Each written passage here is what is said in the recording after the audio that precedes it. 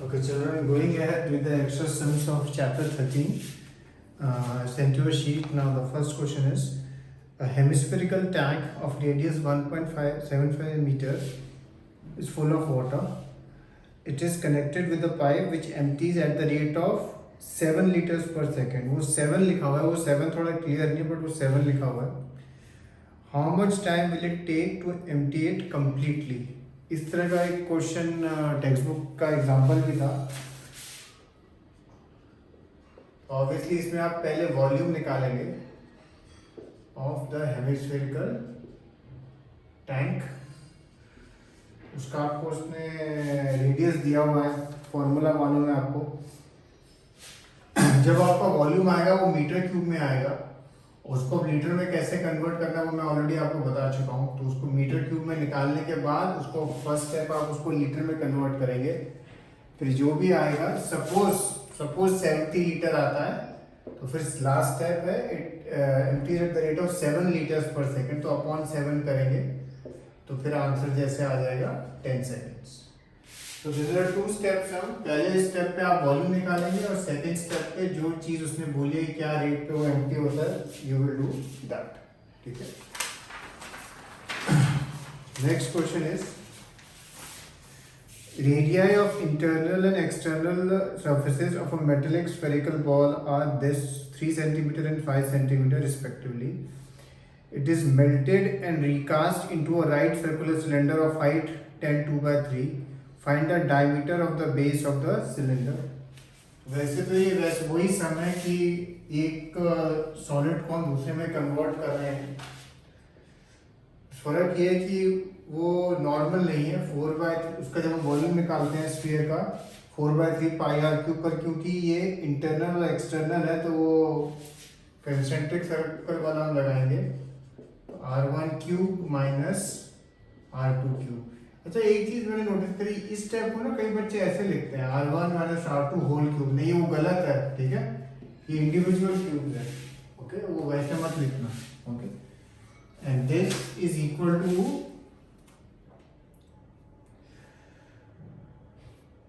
melted and recast on right circular cylinder of height this pi r square h. आपको height दी है और आपको बस फिर r स्क्वायर निकालना है. बाकी सारी वैल्यूज आपको गिवन है. R1 क्यूब गिवन है, R2 क्यूब गिवन है, सब कुछ गिवन है आपको. ठीक है. देन लास्ट क्वेश्चन एक है, लास्ट मतलब इस पेज का last question.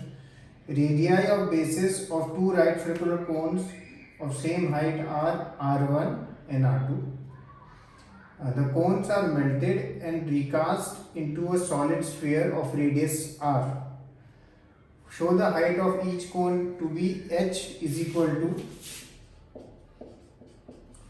4r cube upon r1 square plus r2 square. Normally when you see this type of sum in this chapter 13, you may get concerned that इसमें कोई values भी निकालनी है, हमें ये prove करना है. बट यू विल रियलाइज जैसे आप थोड़े बहुत ये सम करेंगे, these sums are the easiest.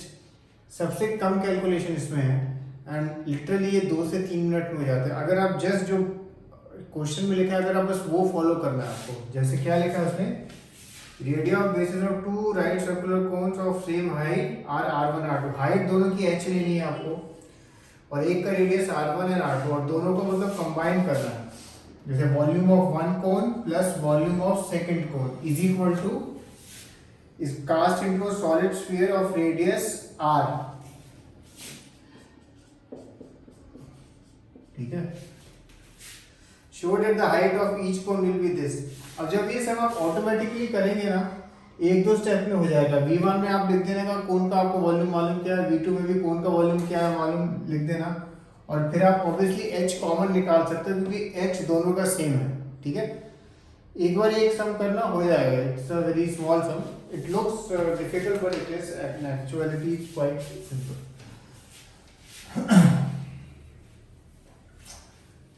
अभी नेक्स्ट पेज और भेजा मैंने आपको.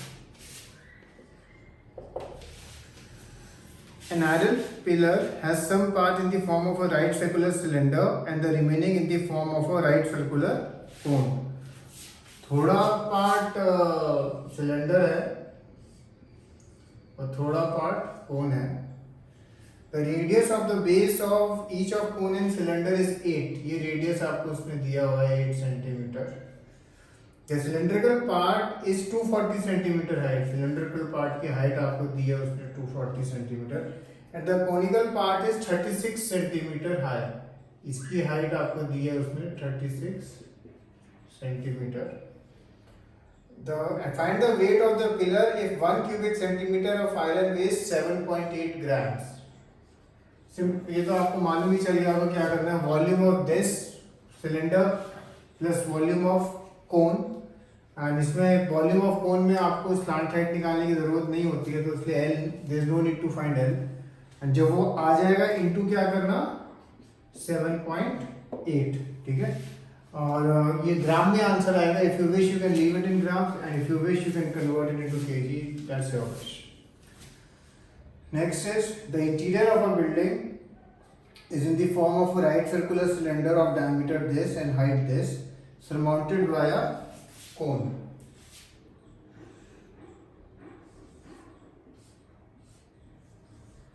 And it is surmounted by a cone. अरे इन सब क्वेश्चन में फिगर बनाना कंपल्सरी नहीं है, वो तो मैं बना रहा हूँ.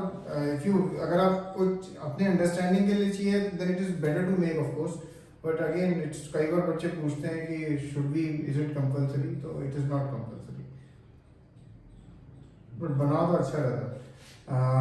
डायमीटर दिया है आपको एंड हाइट आपको दी है cylindrical and height 4 metre.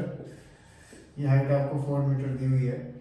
The vertical height of the cone is 2.1. Vertical height cone की 2.1 दी हुई है आपको. Find the outer surface area and the volume of the building.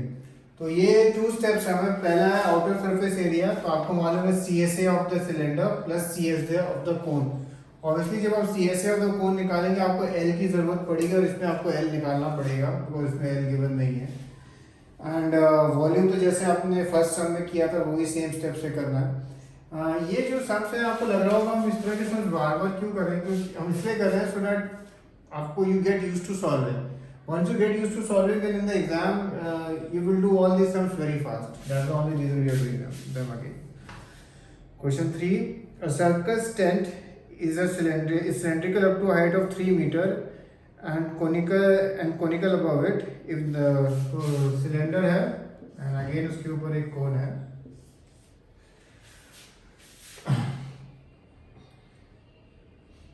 और इसकी हाइट है 3 मीटर दी है आपको उसने. If the diameter of the base is 105 meter, ये जो diameter आपको दिया है उसने दिया है 105 मीटर. बड़ा टेंट है ये. इसमें सब में हमेशा ध्यान रखना diameter और radius जो दिया होता है वो ठीक से मार्क करना, उसमें बहुत मिस्टेक होता है. And the slant height of the conical part is 53 meter.